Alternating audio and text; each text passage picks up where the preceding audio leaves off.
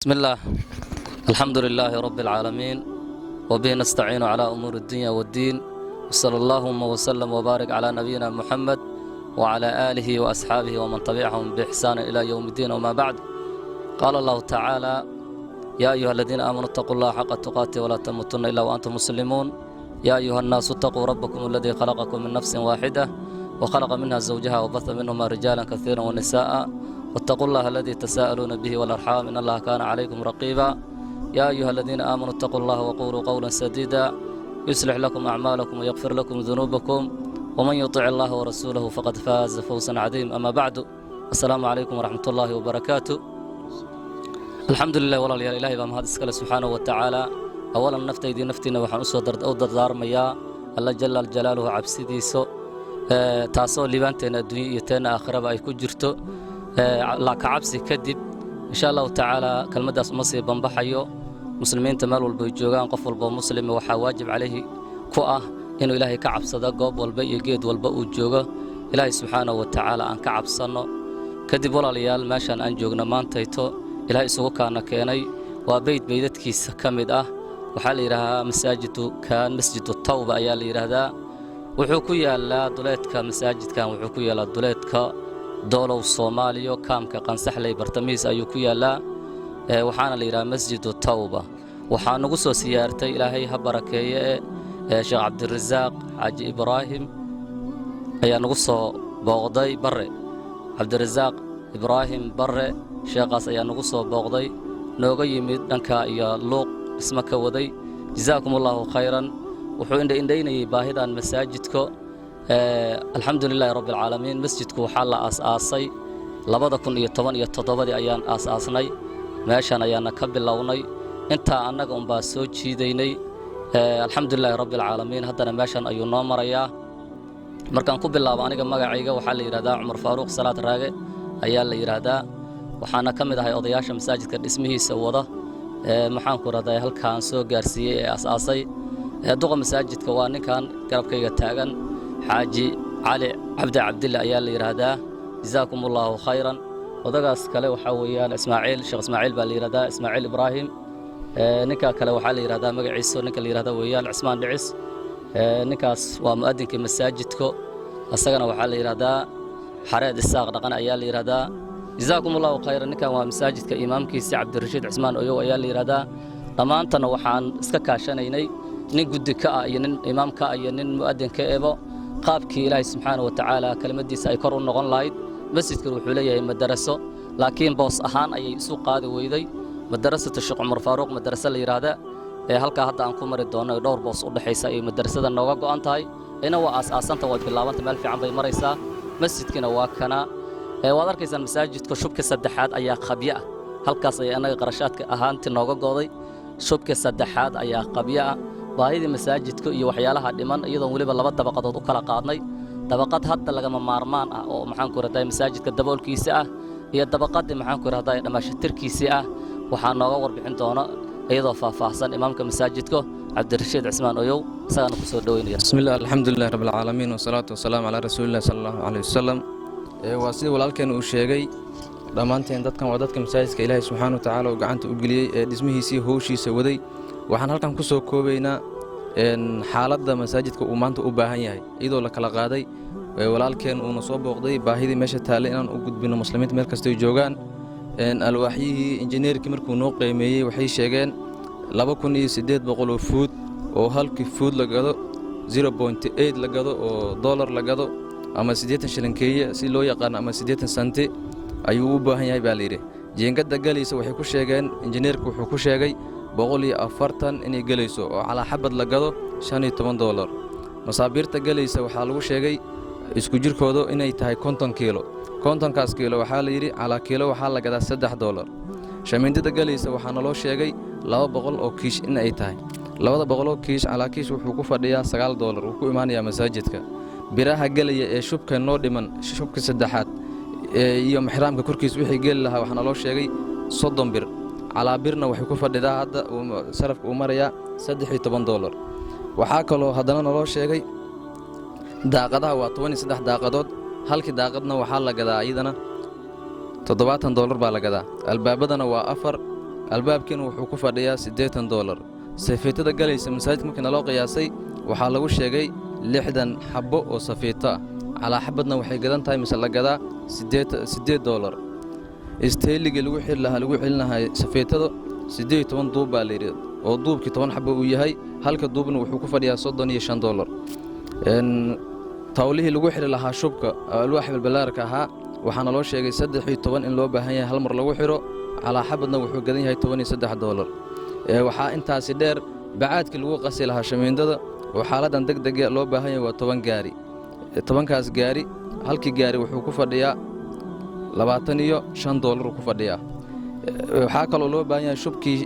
haddana jaygii baa loo baahan yahay waa 5 gaari calaa gaarin wuxuu ku fadhiyaa $45. sidaa daraaddeed muslimiinta meel kastay joogaan waxaan ka codsanaynaa gacantan koowaad in laga caawiyo khaasatan waxaan sii codsanaynaa mu'asasada waxaan ka codsanaynaa Salaam Relief Foundation inay arrinkan nagu garab istaagto oo naga caawiso ilaahay dartiis iyo muslimiinta meel kastay joogaan bay naga caawiyaan marka insha Allah waxaan ilaahay subxaanahu wa ta'ala ka rajaynaynaa idinkana in ka rajaynaynaa haddii aad aragtaan fiidiyogan in aad soo taaran doontaan wixii tabartiina masaajidka assalaamu calaykum waraxmatullahi wabarakaatuh intana waxaan ku wareejinayaa xaaji cali cabdi cabdille insha Allah ta'ala waa duqa masaajidka بسم الله الرحمن الرحيم الحمد لله رب العالمين waxaan salaamayaa ummadda jaariyad duurka jirtay iyo dalkaba joogto dhammaan meel ay joogaanba 114 ku salaamayaa waa anigoo ah xaaji cali cabdi cabdille sida inta iga horeysoo hadashayba ay sheegtay dadkan waa dadkii masaajidka farhayntiisa iyo maamulkiisa lahayd qaymo badanna waa ka dhiman yihiin inta muddo ahna waa la soo rafaadnay waa soo wadnay wixii tabartanada waxaan codsanaynaa meel ay joogto ummadda muslimiinta dhammaan waxaan codsanaynaa inay maartay naga dhamaasho tirto laba raqam waaya raqam hore iyo raqam gadaal jira waaya ummadda muslimiinta dhammaan 114 quraanka cadiisa ku salaamayna salaanka bacdi in hawshaas aad iyo aad garab noola siiyo nagala garab qabtaan codsanaynaa assalaamu calaykum waraxmatullaahi wabarakaatuh waxaan salaamayaa ummadda maartay Soomaaliyeed muslimka meel allaale oo joogta ayaan maartay salaamayaa qaas ahaan waxaan salaamayaa ummadda kale oo maartay waxa weeyaan in masaajidiyada iyo maartay meelaha la dhisayo oo muslimiinta waxa weeyaan inta u kaalmaynaysan maartay qaas ahaan haddana maartay salaamayaa anigoo ah xareed isaaq dhaqane oo masaajidkan maartay waxa weeyaan maadankiisa marka waxa weeyaan qaybta koobaad waxa weeyaan insha Allah maartay way noo dhisantay qaybta labaad umba on maartay noo dhiman in Allah maartay wixii noo dhiman maartay in haddana maartay wixii muslimiinta oo maartay naga caawiyeen in ay naga caawiyaan ayaan maartay aan sheegaya marka insha Allah sidaas aan maartay idinku salaamaya assalaamu calaykum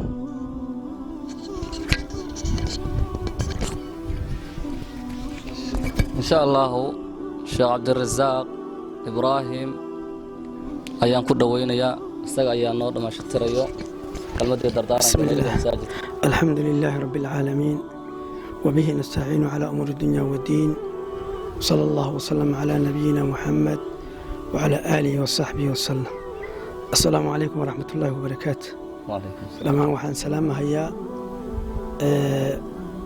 ضدك شرفت لعلماء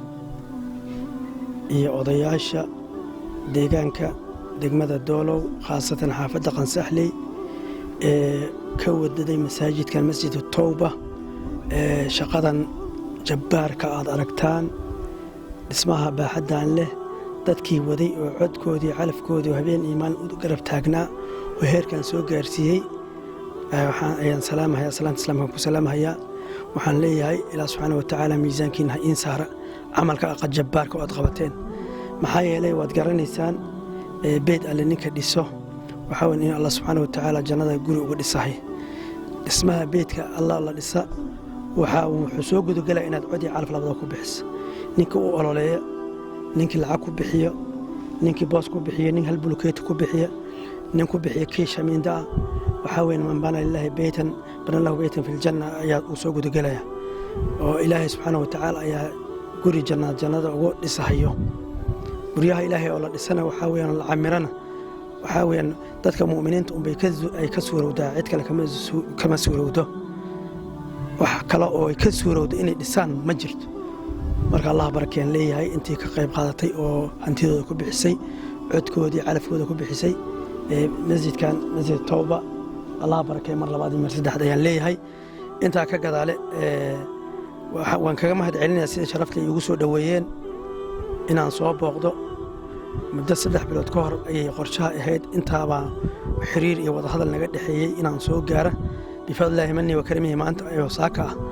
ayay ilaahay uu noo ogolaaday inaan soo gaarno waxay intaan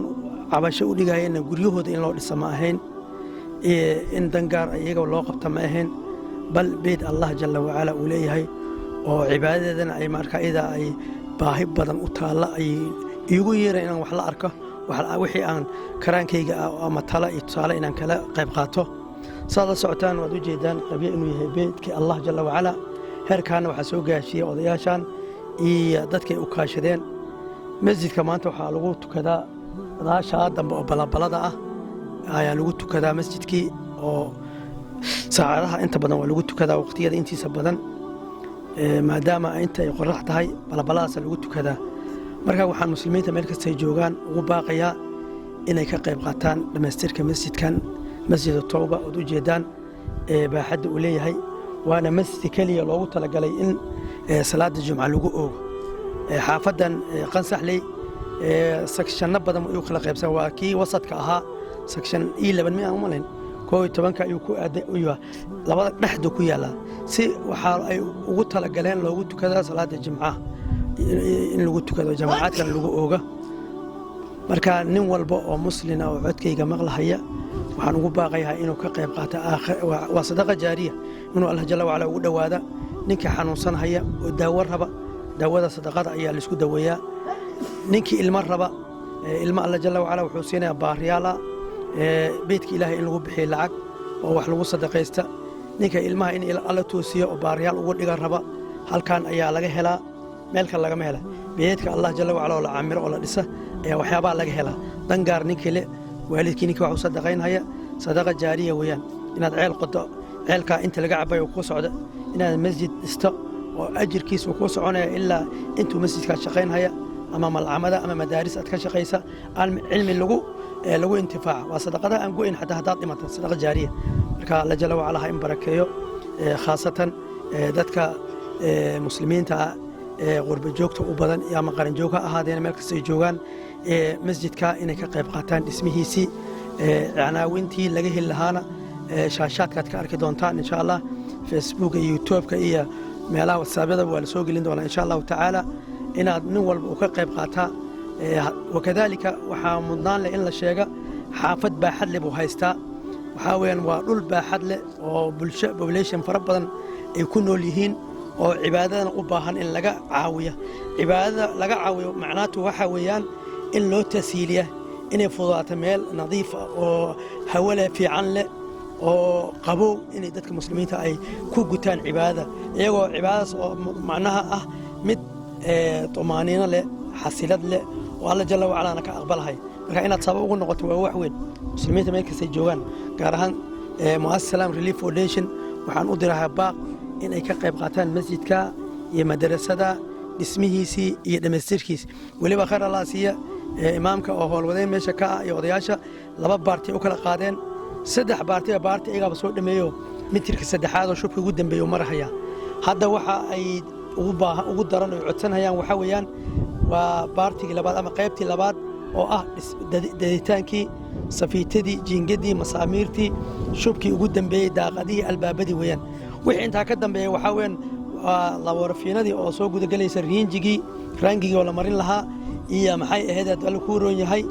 iyo rooggii la dhigi lahaa iyo kutubtii wax laga akhrisan lahaa kitaabka ilaahay in lagu soo sadaqaysto iyo koronto gelintii weeyaan adduunkiina akhridin allah barakeeya nin walba oo muslimiin oo codka iyaga maqlahaya ha ka faa'iidaysta waxaa weeyaan waa rawda min riyaad aljanna beeraha jannaad ka mida waay nabi sal alay wasallam wuxuu yidhahday haddii aad macnaha beeraha jannaad aad aragtaan gurtu yidhi maxay tahay waa dikriga allah dikriga meeshii lagu oogi lahaa waa beedka allah jalla wacala meesha ugu muhiimsan oona nin walba uu maalkiisa inuu geliya oo uu xitaa biilkiisa bar ka mida geliya waa meesha iyada adduunkiina aakhirada allaha ku wanaajiya dadkan bulshada intaa leeg oo baahida intaan leeg haysa waa in la garab istaagaa oo nin walba wuxuu awood uu ku bixiyaa sadaqada yaraan male waxaa weyn walow bishiqi tamra in naarta la iskaga xijaabo oo la iskaga ilaaliyo ayuu nabiga sallallahu alayhi wasallam amray xadiis saxiixa barakallahu fiikum wajazaakum allahu khayra wa ahsana allahu fiikum